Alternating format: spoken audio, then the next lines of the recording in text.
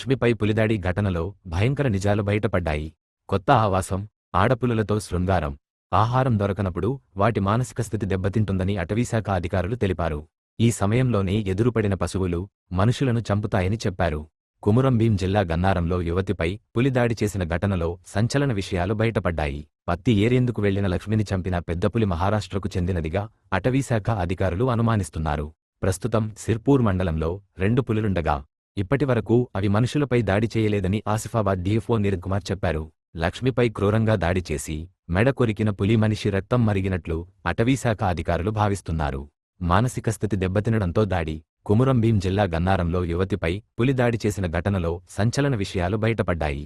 పత్తి ఏరేందుకు వెళ్లిన లక్ష్మిని చంపిన పెద్దపులి మహారాష్ట్రకు చెందినదిగా అటవీశాఖ అధికారులు అనుమానిస్తున్నారు. ప్రస్తుతం సిర్పూర్ మండలంలో 2 పులులుండగా ఇప్పటివరకు అవి మనుషులపై దాడి చేయలేదని ఆసిఫాబాద్ డీఎఫ్ఓ నీరజ్ కుమార్ చెప్పారు. లక్ష్మిపై క్రూరంగా దాడి చేసి మెడ కొరికిన పులి మనిషి రక్తం మరిగినట్లు అటవీశాఖ అధికారులు భావిస్తున్నారు. ఈ మేరకు కేసు దర్యాప్తులో భాగంగా పలు ఆసక్తికర విషయాలు వెల్లడించారు.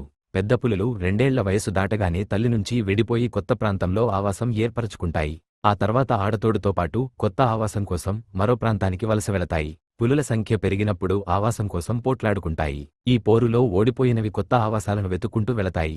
అయితే రోజుల తరబడి తిరుగుతున్న క్రమంలో ఆహారం, ఆవాసం దొరకనప్పుడు మానసిక స్థితి దెబ్బతింటుంది.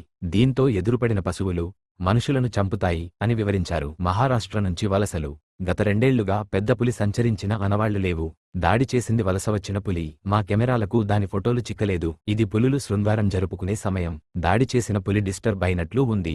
దానికి 2.5 ఏళ్ల వయసు ఉంటుందని అధికారులు తెలిపారు. ఇక కుమురం భీం జిల్లాలో 4 ఏళ్లలో 4 పెద్ద పులుల చేతిలో మరణించగా ఘటన ప్రాంతానికి 20 కిలోమీటర్లు దూరంలోనే మహారాష్ట్ర ఉండటంతో పులులు అక్కడి నుంచే వస్తున్నట్లు అనుమానిస్తున్నారు.